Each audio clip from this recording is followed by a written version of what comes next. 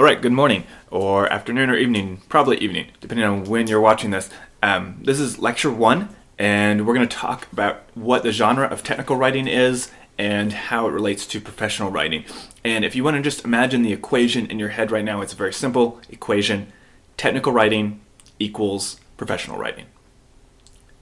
So that word technical sometimes throws us off. And I know this whole course is entitled Technical Writing. So let's just talk about that for a second, because technical writing is a term that has come to develop this whole domain of documents and genres. And so that term won't go away, but it's really a bit of a misnomer right now. Technical makes me think of detailed instructions, confusing terminology, some expert who knows about his or her field, but isn't really good at writing. And I think all those connotations of what technical writing is are very confusing, and you just need to toss aside right now. So technical writing is professional writing in the sense of it's the writing you do in your profession. Okay, so when I say technical writing, though, I'm not speaking abstractly. I'm talking about a genre. And let's talk about the term genre for a minute. So what do you think of when you hear the word genre? I know my initial move is always to think about like a sci-fi or a western or some kind of topical genre that we see in either movies or literature. And that's, of course, one way of categorizing types of writing, but it's certainly not, a well-developed conception of the term genre. To me, a genre, and this is supported by work by Amy Devitt, who is an author who writes about genres in writing classes. A genre is a written response to a recurring situation and a set of expectations. Okay, so here we've gone abstract. A written response to a recurring situation and a set of recurring expectations. So there's something happening in the world that happens over and over, and people are writing in response to that. Let me just give you a quick example from my life. So I used to live in Memphis, Tennessee when I grew up, and we would always pass by this one busy intersection, and there was a huge billboard on that intersection. And so, you're sitting at the light, this was before cell phones, and you had nothing to do, so you would always just stare at the billboard because it was gigantic. And so one of the barbecue places in Memphis, Corky's, decided that they were going to buy that space, rent that space, and put up, a sign for their barbecue so that they could get more people to come, right? So advertising uses this genre of billboards. And what was interesting was they had it for a few months, and then suddenly we saw it change one day. And one of the other barbecue places in Memphis had decided to rent it, and I'm sure paid a little bit more in order to get that spot from Corky's. And they added their own taste about why their barbecue was better and where to get their barbecue, right? And then Corky's bought it back again, and this went back and forth several times until people kind of got sick of it, and it was kind of an old joke by that point. But I thought, what an interesting case. So we have the genre of billboards, which has developed in response to driving and the need to advertise while people are driving and not otherwise engaged, and to the occupants in their cars, but then that genre took a particular turn here because two companies decided that they would use the response of one to develop their own response. And to me, this is a great example of genre, because I think sometimes we think, a genre is just, there's the fantasy genre of writing, and there's just kind of one way to do it, or there's subgenres, but they don't communicate with each other. They do communicate with each other, and we have to think about genres as responses to examples of their own genre. So people are writing in the genre of billboards, and that changes the way other people write. So it changes over time, it develops, and it's complex. So we might think about some academic genres on the one hand, maybe ones you're familiar with already. Maybe you've written a lab report for a biology class, and that lab report is a written response to the situation of doing scientific experiment, and it's a way of cataloging what happened and describing it in a way that others can understand.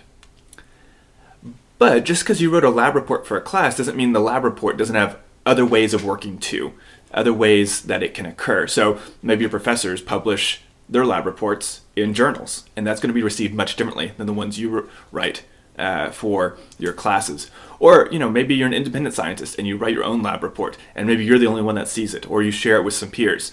So genres can be fixed and yet have many applications. And I know that's a bit of a contradiction, but I think if you kind of think about it, you'll see, well, there's one way to write it, or there are competing ways of writing it that are fairly fixed, even though they change over time. But depending on who's writing it and where it's actually occurring, it's going to be modified. So there's plenty of room for variation. Okay, another couple examples of genres, and then we'll move closer to tech writing. A tweet, right? Microblog. It's written in response to what's going on in the media, the immediate context of the public, and the current information, who might be following that person, right? And that there's kind of a quick immediacy to tweets. They come and they're gone. They're written in response to what's going on, and then they leave. And so a tweet has kind of developed its style of genre partially in response to those constraints. Another example of a genre, OC's academic catalog. One of the most boring genres you will ever read if you have tried to read it. But why should it be boring? Well, nobody's looking for entertainment in the catalog, right? They're looking for information. And so the genre of the OC catalog is not meant to entertain, it's not meant to persuade, it's meant to give you the information in a straightforward, professional-looking way, and that's it. So, depending on what the situation is, what the purpose of that piece of writing is going to allow us to understand how that genre is written. Okay, so technical writing can be thought of as all writing that is non-academic writing. And a lot of people don't buy that, right? So a lot of people would say, no, there's creative writing, there's social media writing, there's all kinds of other types of writing that don't fit technical writing. But if we think about it as professional writing, it does cover a lot of the genres that we deal with. And now technical writing can be a very large genre, and it's kind of hard to say, well, what actually fits into tech writing if it's just this one genre? And we might say the same thing of academic writing, right? There's certainly differences among types of academic writing that are completely contradictory. For example, you should use passive voice in scientific writing, you shouldn't in humanities writing. So technical writing, does it also have those contradictions? And it does, and yet there are some qualities of technical writing that remain true in almost every case, and that we can bet on. So technical writing tends to be concise. It's not going to use more words than it needs to, while academic writing tends to be complicated, right? And some would argue it shouldn't be, but because academic writing values complexity, it needs to be more complicated. It needs to be long and needs to fit that complex idea. Tech writing is usually not communicating complex ideas, and so it can afford to be concise. Tech writing also has a serious tone, and as does academic writing, so they would share that quality. Tech writing uses simple language. If it can use a shorter sentence, it's going to use that, and that's true in almost every case of tech writing. Academic language tends to go on and on, as you're probably familiar with. And of course, there's good tech writing, there's bad tech writing, there's good academic writing, there's bad academic writing. So we're thinking about the good tech writing. And the genres of technical writing, the subgenres of it, also tend to be fairly fixed. So the way you write a good email does not change a lot depending on the situation you're in. The way you write a good report does not change a whole lot depending on the situation you're in. So that's something that we can kind of take home and say, well, of course I always need to consider the audience, but not in terms of changing the whole genre. It's not like you're writing a fantasy short story and it could, be about magicians and sorcerers in one case, and it could be about medieval swordplay in another one, and it could be steampunk in another. Tech writing doesn't have that level of variation. You might think about whether you've done tech writing before. Can you think of any times when you've done tech writing? I know for myself, when I moved out of grad school, when I got my PhD and started actually teaching full-time, I suddenly had to do all this additional writing besides the academic writing I was doing. And it wasn't writing I was really skilled in doing. I had never written a report before. I had never had to do assessment and show that the results of my classes were what I was teaching. I never had to make that correlation. And so I have kind of gone through the trial and error phase of learning how to do tech writing the last few years, and it's been one that has helped me teach this class and kind of fill in some of the genre gaps that I wasn't familiar with before. But I bet if you think about it, you'll realize that you actually have done technical writing at a job before, whether you've had an internship or whether you've just written an email to a boss. That's tech writing. And so it's a genre that you're already doing and already familiar with. And the big advantage is that it's very practical. So if you get any kind of job that requires a college degree, you're going to be doing writing. I know it's painful to hear, but it's the truth.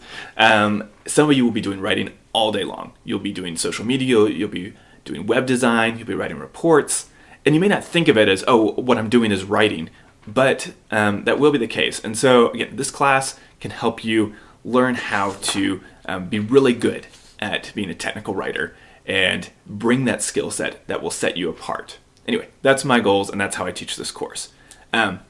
So one final thing before this lecture is over is I'd like you to just look around wherever you are right now, in your room, at a coffee shop, wherever, and think, do I see any examples of technical writing around me?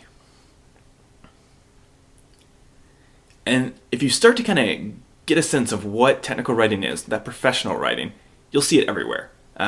You maybe have an old catalog lying around, maybe you have a bank statement, maybe you have, an offer for a new credit card, right? All that is technical writing. It's written to an audience, it's non-academic, and it tends to use pretty concise, pretty well-developed language, at least the good examples of it. So again, think of tech writing as professional writing, and I think you'll get a good sense of what we're after in this course.